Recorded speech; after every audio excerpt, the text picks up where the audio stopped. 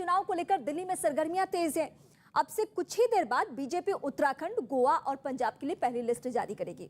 उत्तराखंड के चुनाव के लिए बीजेपी ने 60 से अधिक टिकट फाइनल कर चुकी है, जिसका ऐलान अब कुछ ही देर बाद पार्टी कर देगी। बीजेपी पंजाब और गोवा के लिए भी पहली लिस्ट जारी कर सकती है।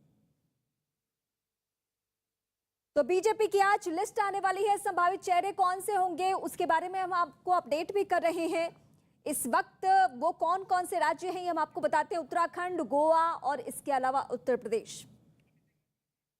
तो उत्तराखंड से कौन होगा बीजेपी का उम्मीदवार, कौन कौन वो चेहरे जो चुनावी माहौल में पंजाब से जिताऊ उम्मीदवार होंगे, ये तमाम समीकरण के बारे में पता चल जाएगा कि आखिर बीजेपी को भरोसा किन किन चेहरों पर है, और ये पता चलेगा लिस्ट के जरिए। और लिस्ट आने वाली है कौन कौन से प्रदेश से जुड़ी हुई, पंजाब, गोवा, उत्तराखंड, और इन राज्यों को लेकर बड़ी बैठक की जा चुकी है, जिसमें अमित शाह की मौजूदगी, जेपी नड्डा की मौजूदगी, इसके अलावा जो तमाम बड़े चेहरे हैं उनकी भी मौजूदगी रही है।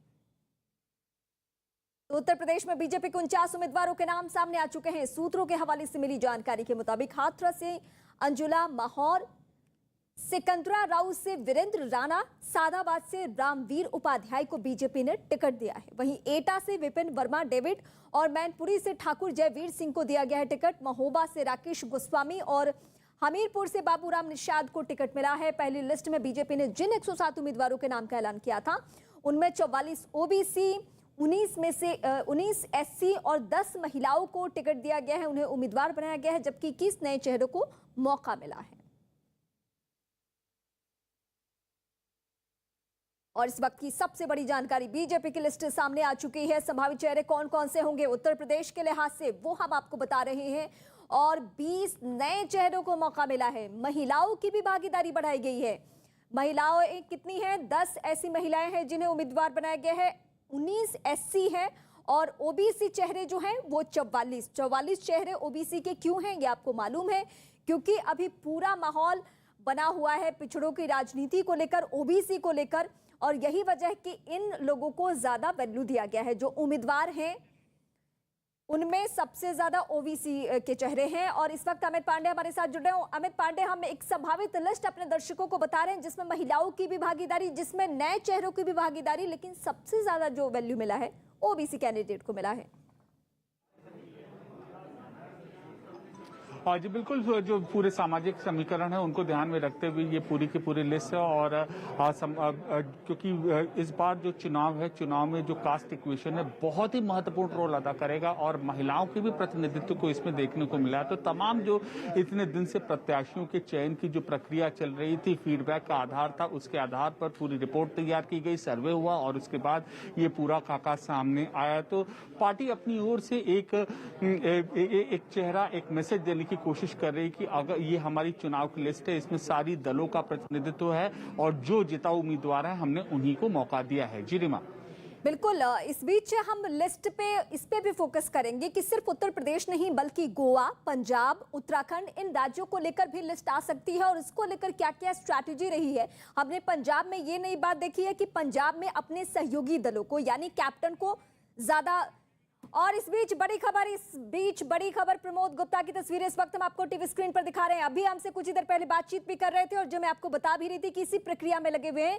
बीजेपी में वो शामिल हो चुके हैं। मुलायम परिवार से अभी तक 3 चेहरे बीजेपी में आ चुके हैं, जिसमें पहला नाम उनके समधी का था, दूसरा नाम अपर्णा यादव का था और तीसरा नाम जो है प्रमोद गुप्ता का। लेकिन इस बीच सिर्फ प्रमोद गुप्ता नहीं, एक और महिला नेत्री यहां पे बीजेपी ज्वाइन करी है। कुछ ही देर में इनका नाम भी हम अपडेट करेंगे। तो फिलहाल ये तस्वीरें उत्तर प्रदेश की सियासत से। इनका नाम प्रियंका है, जो कि पार्टी ज्वाइन कर चुकी है, बीजेपी ज्वाइन कर चुकी है। प्रियंका मौर्य है, जो मैं अभी भी आपसे अपने दर्शकों से बातचीत के दौरान बता रही थी कि ओबीसी को बहुत ज्यादा इस चुनाव में वैल्यू दिया जा रहा है। चुनाव में पिछड़ों की भूमिका बहुत ज्यादा बढ़ चुकी है, ओबीसी की भूमिका बहुत बढ़ चुकी है और ओबीसी कई नेता जा चुके हैं समाजवादी पार्टी में, तो उसकी भरपाई होना बहुत जरूरी है।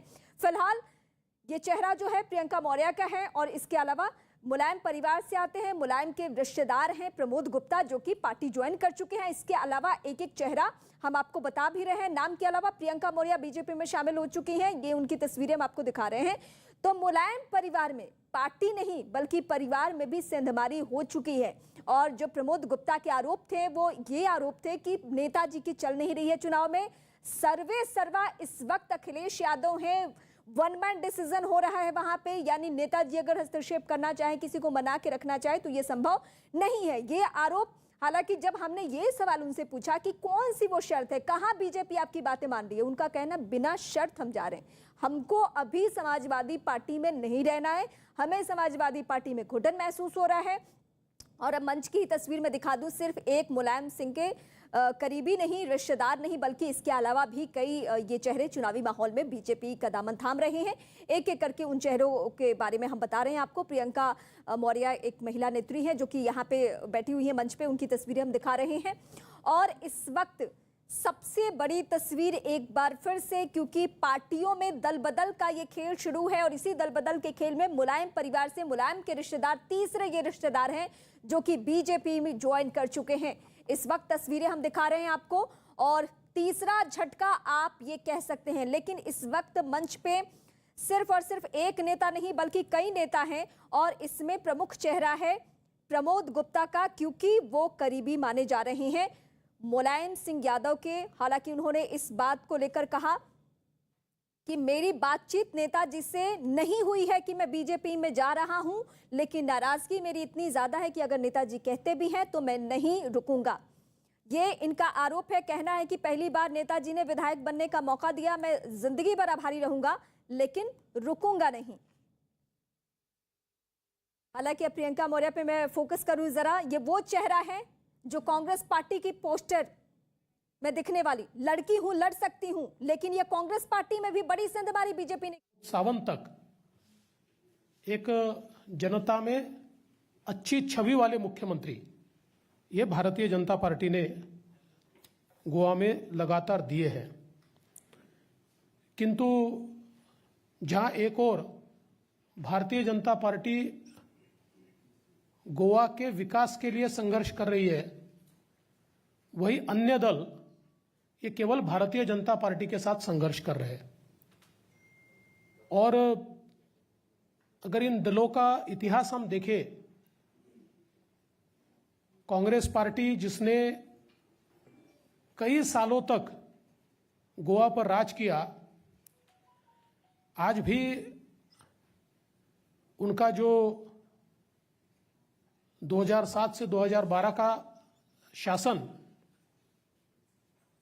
अगर हम लोग देखते हैं तो दिगंबर कामत जी के नेतृत्व में उस समय की कांग्रेस ने जो गोवा को सरकार दी, गोवा के इतिहास में सबसे ज्यादा घपले घोटाले ये कांग्रेस की सरकार में देखे एक दिन ऐसा नहीं जाता था